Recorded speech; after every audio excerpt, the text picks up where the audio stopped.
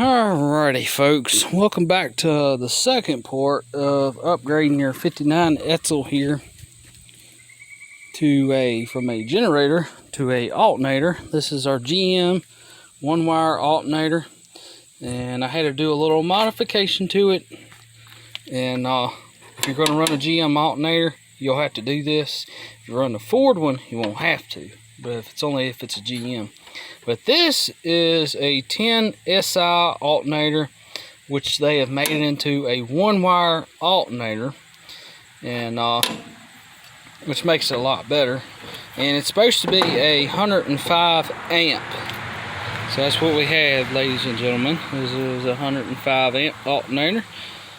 And anyway, I had to take a 7/16 drill bit and go in here and drill this out just a little bit more, because before, our bolt for our adapter down here that goes through where that is, I had to drill this out because our bolt will not go through. Now it goes right on through. So use a 7/16 drill bit, and just, you can almost do it by hand because it's pretty soft. This is cast aluminum here. Just take your time, that way it goes straight. That's what I ended up doing. I just did it by hand. But I mean, it'll almost go in without doing it, but I just open this hole up just a little bit more here. That way our bolt will drop right down in there.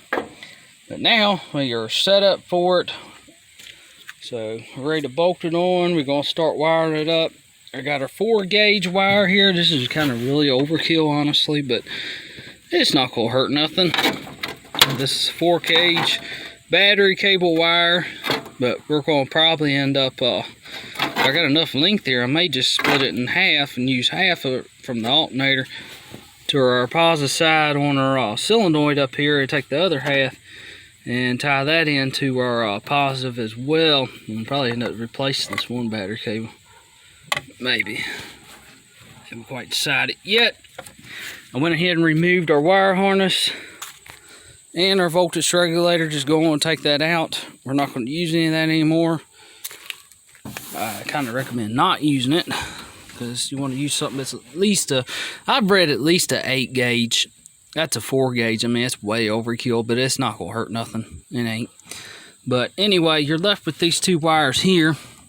This one goes to the alternator side. I mean, not the alternator side here. Let's try this again for take 2. Alright, so I went ahead and removed this voltage regulator. This is the generator voltage regulator. And the post on here, if you read them, there are 3 posts. You flip this around here, let's clear this up. Come on, focus. Alright, we have battery, field, and armature. The battery is for the positive side on your battery. The field, from what I've been researching here, is the idiot light in the dash. That is the generator light that when you turn the key on, it comes on. Let you know something, there's a problem somewhere, it's not charging, you know, something's up. And on this car, it happens to be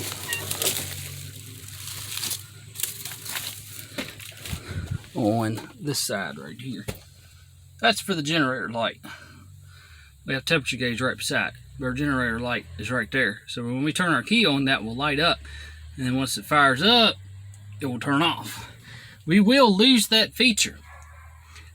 That light will stay on until we either pull the bulb out of it, or we go to auto wire direct and we get a 4-wire module to be able to turn it off. Look, you can take the bulb out of it. I mean, you can do that too.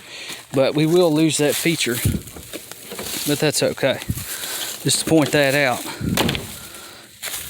Because the way this system is going to work is you end up losing that feature, because this is a 1-wire. Now, if it was a 3-wire, you would be able to keep that. But that's okay.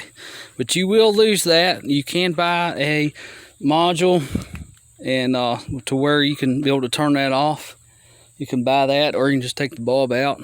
I mean, honestly, either way you go, you know, it really don't matter. But anyway, this is a voltage regulator. So we removed that. We removed all our wiring And my wire is really not too terrible of shape. It's really not, surprisingly, as old as it is. But this is all the wire. This goes to the voltage regulator. And the other side right here goes to the generator / solenoid. Goes to the solenoid side on the positive post. This one goes to the back of the generator. And then we have a field and a ground down here. And then on the other side, got the same kind of deal. This one comes off the back of the generator. And then this would always be the positive side of the battery. And then this one, I believe, is from the field, I want to say. Not quite sure. This one is the positive side of the battery, the yellow is. This one is the ground. I know these two by heart. These two, I'm not quite sure. I'll have to look into that. Anyway, there are pictures on the internet. So anyway, go on and remove that voltage regulator. Remove this wire harness just very carefully like I did. Just took my time, took it out. You're not going to need it. And then you'll end up with these two wires down here. One will go to the idiot light. And that should be this one right here, the more thinner wire. That should be for the idiot light. When you turn the key on, your generator light should light up. This one is for the positive side of the battery. This one goes to the wire harness inside the car. So you'll end up with these two. And this one, you're going to end up losing that feature, so you might as well just take this one off. And this one, I got to do a little more research, but you might have to run a positive side, a wire to this, so that you can run everything on the inside of the car there. I got to do a little research on that. You may not have to. You might be able to just tape these off. Got to do a little bit more research, but you will lose that feature, unfortunately. But it really don't matter. I mean, it's not like you can't take a voltmeter and see if it's charging or not. It's not that hard. But anyway, so this is our one wire alternator. You just run a positive wire straight from the battery, positive side, straight to right here, and done. That's it. That's it. That's all you have to do. It's that simple. Now, there is a ground right here. You can run a ground from here if you want it to one of the alternator brackets. Just kind of hide it where you can't see it. You can do that. There's nothing wrong with having another ground. You could run it behind it where you can't see it somewhere. Maybe run it, you know, you could probably run it back here or something where you won't see it. Just kind of loop it around to there or something. Doesn't hurt anything. They actually, some people say it is good to run it. I will probably end up running one on it just to be safe because it doesn't hurt. But this is a GM 10SI alternator is what it's based off of, and they just converted it into a one wire. That's all they did. They switched out the regulator.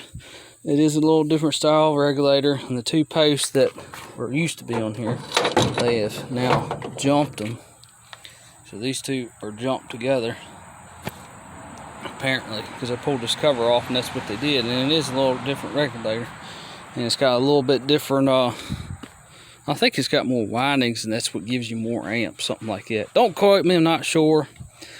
But anyway, we're going to go on, bolt this thing up. Use a 7/16 drill bit. Just do it by hand. It's really not that hard. That way it'll go in straight, because you don't want this crooked. You really don't. But anyway, once you do that, make sure your bolt will drop in just like this, and then you're good to go. So I'm going to get this bolted up next, and we'll go on and get to the belt tension and all that good stuff, and get to the wiring up. Alright, so I had to run into something here. I'm glad I'm showing this here. But on this alternator here, I went to bolt it up. The ground right here was hitting my bracket down here, so I had to end up reclocking this alternator here.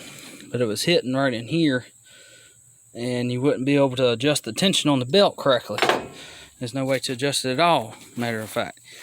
So just a little something to point out. It's nothing to do. Just take these 4 bolts out here and slash screws. You got 1, 2, 3, 4. Take them out and just lift it up just very, very easily. And make sure it's standing straight up when you do it. Lift up real easy. And then you don't want to pick up on this casing. You just turn it just real easy. This little black piece down here will rotate with it. That is the windings there. That'll rotate with it. That's normal. That's fine. You want that to. But rotate this thing over and you'll be good to go. But this is in the, let's see what position. Let me tell you. It looks like it is in the 12 o'clock position or 2 o'clock position, something like that. But yeah, that's all you gotta do. Just be real gentle with it. Just pull it up real easy, and make sure you got this in facing up just like this. That way when you pick this thing up and rotate a little bit, that way you offset this so you can get the correct tension on your belt there. Just do it real gentle and you'll be just fine. Just don't lift up on it too much. You'll have to lift up just barely to get past this, but you don't want to do it too much. You'll feel it kind of, not really click, but you'll feel it kind of sit back down. But yeah, just be real easy with it and it'll be fine. The other way to do it would be to stick a paper clip in there and hold the brush and just pull the whole thing apart. I mean, you could do it like that. I mean, it ain't really, just take the big nut off the front there. You could do it like that, you know, if you don't want to have to worry about it. But I've did it before. I ain't had no trouble. There's nothing to reclock if you got to. But anyway, you guys give me a little trouble there. So now we'll get this thing bolted up now. And I got our fan back on there. And get this darn thing wrapped on up here so we can hopefully help some people out there about going from a generator to an alternator on the Edsel. I chose a GM one wire because it's just simpler. It's easier to wire up. It's easy to get parts for and everything. You can get a one wire for anything now. You can get a one wire for a Ford, a Chrysler, anything really. But like I said before, just remove your voltage regulator, take your wiring out. We'll save all that. We're not going to use any of this anyway. I wouldn't recommend it because we're going to run a heavier gauge wire. That's what's sitting over there. You don't have to go overkill like I did about 4 gauge. You could, I was reading, you could go with 8 gauge and that would be plenty. But, you know, the heavier gauge, the better you are. So, you know, it's always good to go with heavier gauge than, you know, go the other way. So, anyway. And the one that goes to the idiot light is this one. So, this one you will lose, so just tape that one off, and the other one to the battery. You probably have to run a hot off the battery to run your power to your dash here for your wire harness and all that. So other than that, I mean, it's really not that hard at all. But let's get this thing bolted on up here, and had to reclock it like I said. And this ground right here, this is for a ground. You don't have to use it, but I will. But it was right in here, so I had to reclock it. So now it's moved out of the way now. Anyway, get this thing bolted on up here. Alrighty, so I went ahead and got this alternator bolted up here. And pretty much ready to start wiring it up. I went ahead and threw my one wire on there. And this is straight to the solenoid. That's the way I'm going to run it. And I'll probably run another one from the solenoid, and then I'll hide it and run it up through here.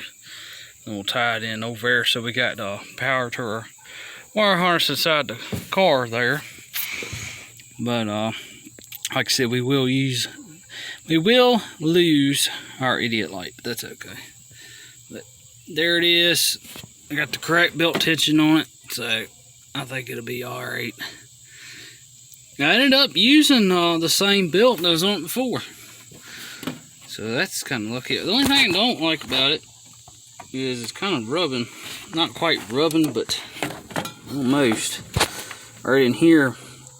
So I may end up pulling this back off again and take a grinder and kind of grind this back just a little bit so it's not hitting this case. But I mean, it's not that big a deal, but I might clearance that just a little bit. But, you know, that's what you get. It's aftermarket stuff. But there they are in all their glory. So it's got bolted up there. And you got 2 bolts up there. Don't forget your spacer. And don't forget your spacer right here in the middle either. Don't forget that one either. This is for a GM alternator. The Ford don't take a spacer, so don't forget that. And underneath here, It's a little tight fit, but it will work. The better thing to do is when we change the harmonic balancer, it'll be fine, but... Alright, so we can look up here. Can you see anything? Nope. Not really. Okay. That's close enough. But see this alternator bracket right up in here? It's not touching, but it is close. There you go. Between the balancer and that alternator bracket, I don't really particularly care for that, but I mean, it is clearance there. It is, it's about a 1/4 inch. It looks less on camera, but it is plenty of clearance, so that will work. But anyway, it's got that ring on that balancer there. But eventually we'll switch that out. You could get a little bit smaller diameter balancer and that'll get rid of that issue. And then we just run that wire straight to this power side on our alternator there. There we go. I had to tighten that up yet, and that is it. And theoretically, this would be easy. You could run a ground from right here on this side of the alternator here and just run it right up in here. You could sneak one back in here, and that way nobody would ever see it if you really want it. But anyway, that's where we're at here. So I'm gonna get this thing wrapped up a little bit more, and that'll be it. But this is the original motor in this car. Sure is. I think it's been apart, but it's definitely the original. But it's got some, it runs, but it's got some issues. I'll just say that. Most of the issues it has, it's just, it needs to be freshened up more than anything. Actually, it's, it runs okay. But it's not horrible, but it's tired. But it is what it is. Eventually, we'll be getting our power steering all upgraded here soon too. I'm gonna do away with this system here, put a Signal power steering pump here, and then we're gonna switch this steering box out back in here and put a true power steering box on it and do away with all that power assist stuff. I just can't really find a whole lot of information on them cylinders down there, but mine is leaking. It says power assist, but there she is in all her glory here. And I'm gonna hook this wire up here and we'll throw a battery in. I'll get a voltage meter there and we'll show it working. Be right back. Alright folks, so I'm here just wrapping this thing up, trying to finish up what's left for now until I kind of figure out what all is what. I went ahead and just taped these up temporarily. This one should go to the idiot light, and this one should be for the battery side. And I may or may not have to run a power wire to this to run everything in the interior of the car there. Slash fuse panel. I got to figure that out. And this one, there's nothing you can really do about it. So this one's just taped off, and we'll probably just tape it up and just hide it. This one I'm not sure, but for testing purposes here, we're just trying to get this thing straightened out. I got my wire all hooked up. Ain't perfect, but I crimped the end on it. And I got it tied into the solenoid on the positive side. I got it hooked up down there. Simple as that gets. I am going to run a ground to it from the bracket you see there. That's the shape of a Z to the alternator case. I will do that. But, theoretically it grounds through the case, and then it'll ground through this bracket right here. And then it grounds to the block. So theoretically it is grounded. But anyway, let's get this thing going here, and I gotta put this ground wire back on here for a battery here, and hopefully we'll have it. We'll throw a battery in it. I already put some gas in it. Filled the bowl up in the carburetor, and we'll see what it does. Alright folks, so I went ahead and been trying to fire this car up. I am going to have to run a power wire over to that power wire over here on this yellow wire here. We're going to have to do that because we don't have no headlights at all. But I think once we do that, I think we'll be okay. So we're going to have to make this a part 3 on this. And I think this will end part 2. So we do have our alternator on it, got it wired up and everything. We got to run one wire right here to a positive side on the battery, and I think we'll have it there, but we don't have no headlights. So anyway, that is tied into them, as you can see. This tied in, it's got another wire that's coming over here, and then it's going down to them, so we don't have no horn or anything. So that tells me we don't have no power there, so that's easy. But anyway, I think it's going to end it here, and then we'll make a part 3 on this and kind of go over everything a little bit better. But this is just what I've gone through with it, so either way, I hope it at least helps some people out there that have the Edsel. It's going to an alternator upgrade here. But almost got it, almost. Just got to run a hot wire over to that, and I think we'll have it. But anyway, thanks for watching. Don't forget to like, comment, and subscribe.